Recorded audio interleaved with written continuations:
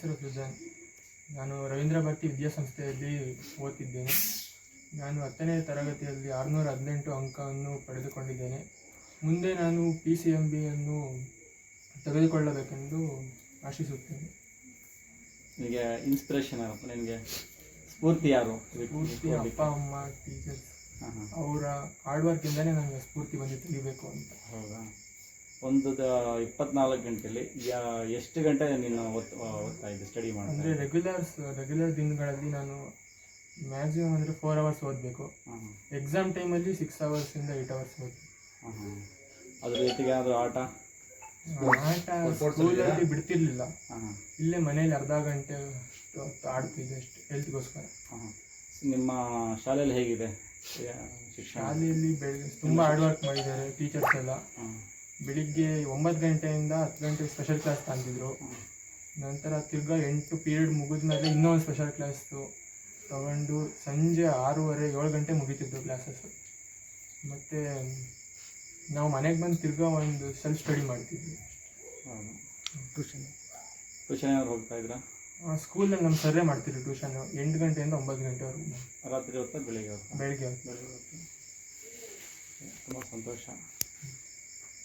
ಅವ್ರ ಹೆಸರು ಹೇಳಕ್ಕೆ ಇಷ್ಟಪಡ್ತೀರಾ?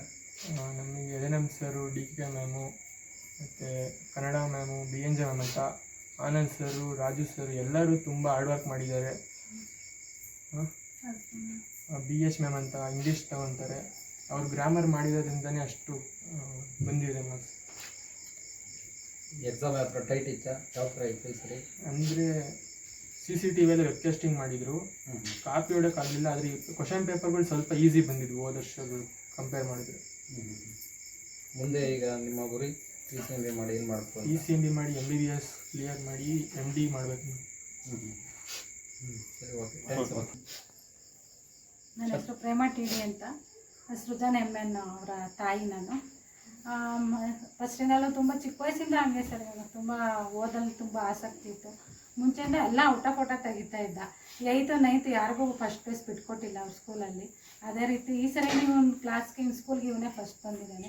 ಅದು ತುಂಬ ಖುಷಿ ಆಯಿತು ನಮಗೆ. ಮನೆಯಲ್ಲೂ ಚೆನ್ನಾಗಿ ಓದ್ತಿದ್ದೆ, ಸ್ಕೂಲಲ್ಲೂ ಎಲ್ಲ ಟೀಚರ್ಸ್ಗೂ ಒಳ್ಳೆ ಹೆಸರು ಗಳಿಸಿದ್ದ. ಆಟಗಳೆಲ್ಲ ಅಷ್ಟೇ, ಓದೋದನ್ನೆಲ್ಲ ಆಟನೂ ತುಂಬ ಚೆನ್ನಾಗಿ ಆಡ್ತಾನೆ. ಎಲ್ಲದರಲ್ಲೂ ಇದ್ದಾನೆ, ಯಾವುದೂ ಏನು ತೊಂದರೆ ಇಲ್ಲ. ತುಂಬ ಚೆನ್ನಾಗಿ ಓದ್ತಿದ್ದೆ, ಮನೆಯಲ್ಲೂ ಅಷ್ಟೇ ಎಫರ್ಟ್ ಆಗ್ತಿದ್ದ.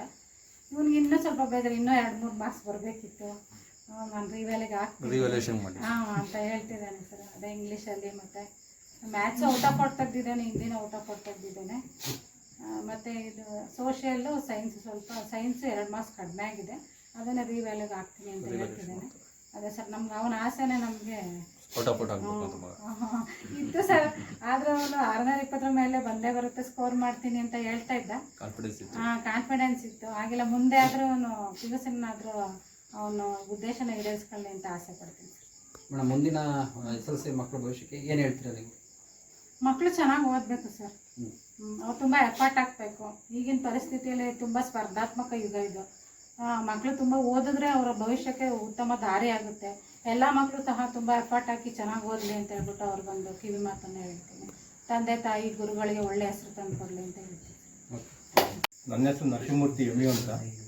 ನಾವು ಗ್ರಾಮೀಣ ಪ್ರದೇಶದಲ್ಲಿ ವಿದ್ಯಾಭ್ಯಾಸವನ್ನು ಯಾವ ರೀತಿ ಮಾಡಬೇಕು ಅಂತ ಹೇಳಿ ಸ್ವಲ್ಪ ಮನವರಿಕೆ ಇರೋದ್ರಿಂದ ಆ್ಯಕ್ಚುಲಿ ನಾನು BA BD ಪದವೀಧರನಾಗಿದ್ದೆ. ಖಾಸಗಿ ಶಾಲೆಯಲ್ಲಿ ಒಂದು 5 ವರ್ಷಗಳ ಕಾಲ ನಾನು ವೃತ್ತಿಯನ್ನು ಆರಂಭಿಸಿ ಅನಿವಾರ್ಯ ಕಾರಣದಿಂದ ಆ ಶಾಲೆಯಿಂದ ನಿರ್ಗಮಿಸಬೇಕಾಗಿ ಬಂತು. ನನ್ನ ಮಗ ಸೃಜನ್ MN ಇವನು ನಿರಂತರ ಅಭ್ಯಾಸದಿಂದ ಇವನು ಈ ಮಟ್ಟಕ್ಕೆ ಇವತ್ತು ಉನ್ನತ ಅಂಕಗಳನ್ನು ಪಡೆದಿದ್ದಾನೆ. ಪ್ರಾಕ್ಟೀಸ್ ಮೇಕ್ಸ್ ಮ್ಯಾನ್ ಪರ್ಫೆಕ್ಟ್ ಅನ್ನಂಗೆ ನಿರಂತರ ಅಭ್ಯಾಸ ಇವನ್ನ ಈ ಮಟ್ಟಕ್ಕೆ, ಉನ್ನತ ಮಟ್ಟಕ್ಕೆ ಬಂದಿದ್ದಾನೆ. ಇವನು ಸ್ವಲ್ಪ ಓವರ್ ಕಾನ್ಫಿಡೆನ್ಸ್ ಜಾಸ್ತಿ ಕೆಲವು ವಿಚಾರದಲ್ಲಿ. ನಾನು ಅವನಿಗೆ ಪದೇ ಅವನಿಗೆ ಮನವರಿಕೆ ಮಾಡ್ತಿದ್ದೆ, ಇಷ್ಟೊಂದು ಓವರ್ ಕಾನ್ಫಿಡೆನ್ಸ್ ಇರಬಾರ್ದು, ಸ್ವಲ್ಪ ನೀನು ಎಫರ್ಟ್ ಹಾಕು, ಮುಂದೆ ನಿನಗೆ ಒಳ್ಳೆ ದಿನಗಳು, ಒಳ್ಳೆ ಕಾಲ ಬರುತ್ತೆ, ನೀನು ವಿದ್ಯಾಭ್ಯಾಸದಲ್ಲಿ ಉನ್ನತ ಮಟ್ಟಕ್ಕೆ ಹೋಗ್ತೀಯಾ ಅಂತ ಹೇಳಿದ್ದೀನಿ.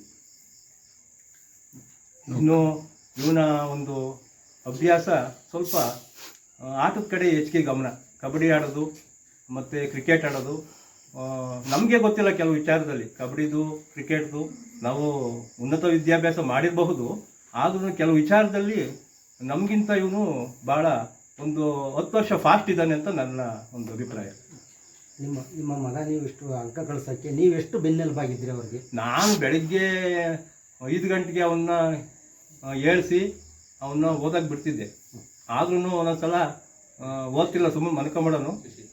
ಆಮೇಲೆ 6 ಗಂಟೆ ಮೇಲೆ ತಿರ್ಗಾ ಓದ್ಕೊಂಡ್ರು ಅಭ್ಯಾಸ ಮಾಡಿರು ತಿರ್ಗಾ ನೆಕ್ಸ್ಟು ಮಲಗಿಬಿಡೋನು ಒಂದು ಅರ್ಧ ಗಂಟೆ.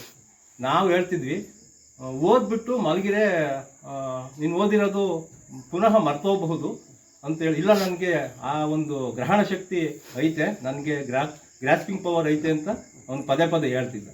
ಇಷ್ಟು ಅಂಕಗಳು, ಇಷ್ಟು ಉತ್ತಮವಾದ ಅಂಕ ಗಳಿಸಿರೋದಕ್ಕೆ ನಿಮಗೆ ಯಾವ ರೀತಿ ಖುಷಿ ಆಗ್ತದೆ? ನನಗೆ 625ಕ್ಕೆ 625 ಅವ್ನು ಪಡಿಬೇಕು ಅನ್ನೋ ಒಂದು ಉದ್ದೇಶ ಇತ್ತು.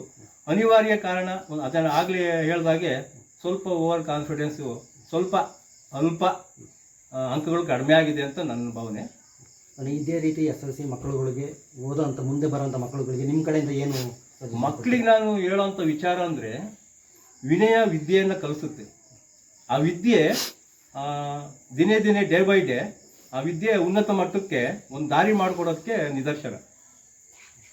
ಗುರು ಹಿರಿಯರ ಮಾತು ಮತ್ತು ತಂದೆ ತಾಯಿಗಳ ಮಾತನ್ನು ಕೇಳಿದ್ರೆ ಎಲ್ಲ ಮಕ್ಕಳು ಉನ್ನತ ಮಟ್ಟಕ್ಕೆ ಹೋಗುವಂತಹ ಚಾನ್ಸಸ್ ಇದೆ. Okay sir, thanks.